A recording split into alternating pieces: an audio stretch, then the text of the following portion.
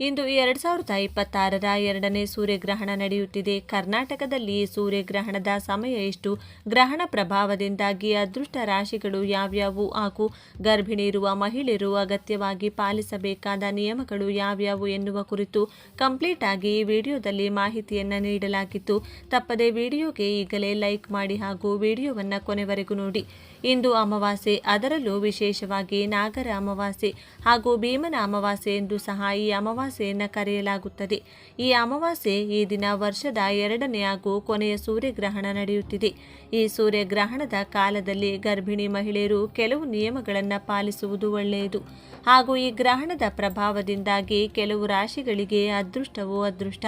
ಇಷ್ಟಕ್ಕೂ ಈ ಸೂರ್ಯಗ್ರಹಣವು ಭಾರತದಲ್ಲಿ ಮತ್ತು ಕರ್ನಾಟಕದಲ್ಲಿ ಗ್ರಹಣ ನಡೆಯುವ ಸಮಯ ಎಷ್ಟು ಗಂಟೆಗೆ ಎನ್ನುವ ಕಂಪ್ಲೀಟ್ ಮಾಹಿತಿಯನ್ನು ತಿಳಿದುಕೊಳ್ಳುವ ಮೊದಲು ನೀವು ಕೂಡ ಗ್ರಹಣ ಮತ್ತು ದೇವರನ್ನ ನಂಬುವವರಾಗಿದ್ದರೆ ಈ ವಿಡಿಯೋಗೆ ಒಂದು ಲೈಕ್ ಮಾಡಿ ಮತ್ತು ಕೊನೆವರೆಗೂ ನೋಡಿ. ಇಂದು ಆಗಸ್ಟ್ 12, 2026 ಇಂದಿನ ದಿನ ಅತ್ಯಂತ ವಿಶೇಷ ಹಾಗೂ ಅಪರೂಪದ್ದು. ಏಕೆಂದರೆ ಇಂದು ಒಂದೇ ಕಡೆ ಧಾರ್ಮಿಕವಾಗಿ ಅತ್ಯಂತ ಪವಿತ್ರವಾದ ಭೀಮನ ಅಮಾವಾಸ್ಯೆ ಹಾಗೂ ನಾಗರ ಅಮಾವಾಸ್ಯೆ ಆಚರಣೆಯಲ್ಲಿದ್ದರೆ, ಇನ್ನೊಂದೆಡೆ ಆಕಾಶ ಮಂಡಲದಲ್ಲಿ ಈ ವರ್ಷದ ಅಂದರೆ 2026ರ ಎರಡನೇ ಹಾಗೂ ಕೊನೆಯ ಸೂರ್ಯಗ್ರಹಣ ನಡೆಯುತ್ತಿದ್ದು, ಈ ಬಾರಿಯ ಗ್ರಹಣವನ್ನ ಖಗ್ರಾಸ ಸೂರ್ಯಗ್ರಹಣ ಎಂದು ಕರೆಯಲಾಗುತ್ತದೆ.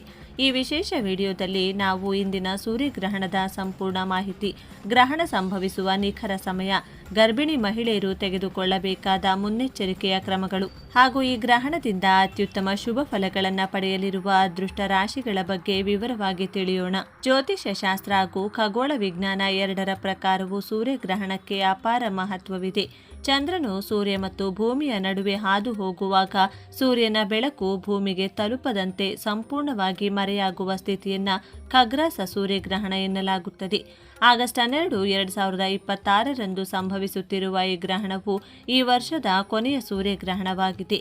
ಒಂದೇ ದಿನ ಭೀಮನ ಅಮಾವಾಸ್ಯೆ, ನಾಗರ ಅಮಾವಾಸ್ಯೆ ಮತ್ತು ಗ್ರಹಣ ಬಂದಿರುವುದು ಅಪರೂಪದ ಯೋಗ. ಹೀಗಾಗಿ ಧಾರ್ಮಿಕ ಚಟುವಟಿಕೆಗಳು ಹಾಗೂ ಜಪ ತಪಗಳಿಗೆ ಇದು ಅತ್ಯಂತ ಶ್ರೇಷ್ಠ ಸಮಯ ಎಂದು ಹೇಳಲಾಗುತ್ತದೆ. ಸೂರ್ಯಗ್ರಹಣದ ನಿಖರ ಸಮಯ ಮತ್ತು ಸೂತಕ ಕಾಲ.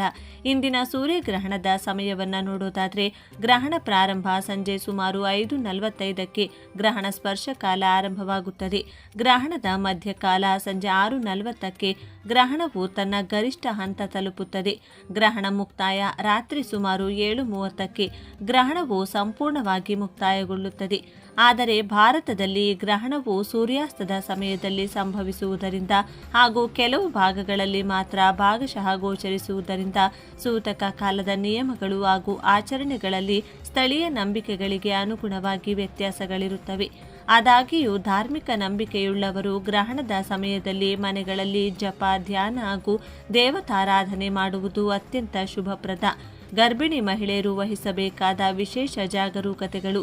ಸೂರ್ಯಗ್ರಹಣದ ಸಮಯದಲ್ಲಿ ಗರ್ಭಿಣಿ ಸ್ತ್ರೀಯರು ಹೆಚ್ಚಿನ ಮುನ್ನೆಚ್ಚರಿಕೆ ವಹಿಸಬೇಕು ಎಂದು ಹಿರಿಯರು ಮತ್ತು ಜ್ಯೋತಿಷ್ಯ ಶಾಸ್ತ್ರದಲ್ಲಿ ಸಲಹೆ ನೀಡಲಾಗುತ್ತದೆ. ಗ್ರಹಣದ ಸಮಯದಲ್ಲಿ ಹೊರಹೊಮ್ಮುವ ರಶ್ಮಿಗಳು ಹಾಗೂ ವಿಕಿರಣಗಳು ತಾಯಿ ಮತ್ತು ಮಗುವಿನ ಆರೋಗ್ಯದ ಮೇಲೆ ಪರಿಣಾಮ ಬೀರದಿರಲು ಹೊರಗೆ ಹೋಗಬಾರದು. ಗ್ರಹಣದ ಅವಧಿಯಲ್ಲಿ ಗರ್ಭಿಣಿಯರು ಯಾವುದೇ ಕಾರಣಕ್ಕೂ ಮನೆ ಹಾಗೂ ಕೋಣೆಯಿಂದ ಹೊರಗೆ ಬರಬಾರದು.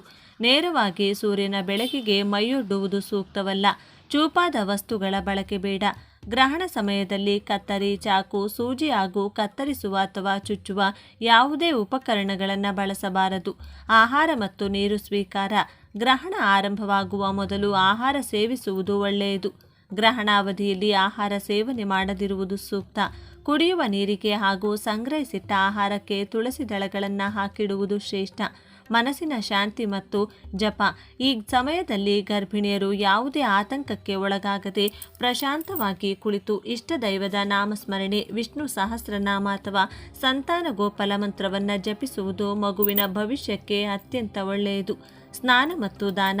ಗ್ರಹಣ ಮುಕ್ತಾಯವಾದ ನಂತರ ಮತ್ತು ಮರುದಿನ ಬೆಳಿಗ್ಗೆ ಸ್ನಾನ ಮಾಡಿ ದೇವರಿಗೆ ದೀಪ ಹಚ್ಚಿ ದಾನ ಧರ್ಮಗಳನ್ನು ಮಾಡುವುದು ಒಳಿತನ್ನು ತರುತ್ತದೆ.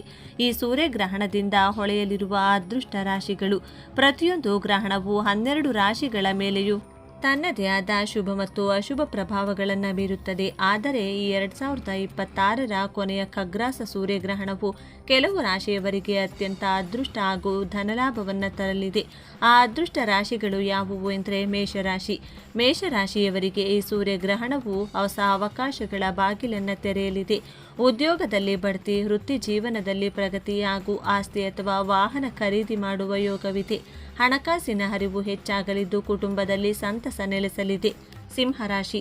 ಸೂರ್ಯನು ಸಿಂಹರಾಶಿಯ ಅಧಿಪತಿಯಾಗಿರುವುದರಿಂದ ಈ ಗ್ರಹಣದ ನಂತರ ಸಿಂಹರಾಶಿಯವರ ಆತ್ಮವಿಶ್ವಾಸ ದುಪ್ಪಟ್ಟಾಗಲಿದೆ. ನಿಂತು ಹೋದ ಕೆಲಸಗಳು ತಕ್ಷಣವೇ ಪೂರ್ಣಗೊಳ್ಳಲಿವೆ. ವ್ಯಾಪಾರ ಮತ್ತು ವ್ಯವಹಾರದಲ್ಲಿ ತೊಡಗಿಸಿಕೊಂಡವರಿಗೆ ನಿರೀಕ್ಷಿತ ಮಟ್ಟಕ್ಕಿಂತ ಹೆಚ್ಚಿನ ಲಾಭ ಸಿಗಲಿದೆ. ಧನುರಾಶಿಯ ಜಾತಕರಿಗೆ ಈ ಸಮಯದಲ್ಲಿ ಗ್ರಹಗಳ ಬೆಂಬಲ ಸಿಗಲಿದೆ. ದೂರ ಪ್ರಯಾಣಗಳು ಲಾಭದಾಯಕವಾಗಲಿದೆ. ಹಣಕಾಸಿನ ಸಮಸ್ಯೆಗಳಿಂದ ಮುಕ್ತಿ ಸಿಗಲಿದ್ದು ಸಮಾಜದಲ್ಲಿ ಗೌರವ ಹಾಗೂ ಕೀರ್ತಿ ಹೆಚ್ಚಾಗಲಿದೆ. ವಿದ್ಯಾರ್ಥಿಗಳಿಗೆ ಶೈಕ್ಷಣಿಕ ಕ್ಷೇತ್ರದಲ್ಲಿ ಉತ್ತಮ ಯಶಸ್ಸು ಕಾಯ್ದಿದೆ. ಮಕರ ರಾಶಿಯವರಿಗೆ ಈ ಗ್ರಹಣವು ಆರ್ಥಿಕ ಸುಧಾರಣೆಯನ್ನು ತರಲಿದೆ.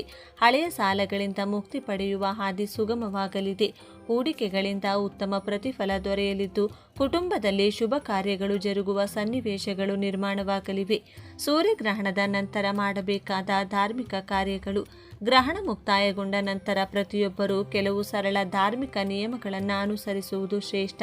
ಗ್ರಹಣ ಮುಗಿದ ತಕ್ಷಣ ಇಡೀ ಮನೆಯನ್ನು ಶುದ್ಧಗೊಳಿಸಿ ಸ್ನಾನ ಮಾಡಿ, ಪೂಜಾ ಕೊಠಡಿಯನ್ನು ಶುದ್ಧೀಕರಿಸಿ, ದೇವರಿಗೆ ಅಭಿಷೇಕ ಹಾಗೂ ಪೂಜೆ ನೆರವೇರಿಸಿ, ಮನೆಯಲ್ಲಿ ತಂದಿಟ್ಟ ಆಹಾರ ಪದಾರ್ಥಗಳಿಗೆ ತುಳಸಿ ಎಲೆ ಹಾಕಿ ಬಳಸಿ, ಬಡವರಿಗೆ ಅಗತ್ಯವಿರುವವರಿಗೆ ಅಕ್ಕಿ, ಬೇಳೆ, ಗೋಧಿ ಅಥವಾ ಬಟ್ಟೆಯನ್ನು ದಾನವಾಗಿ ನೀಡಿ.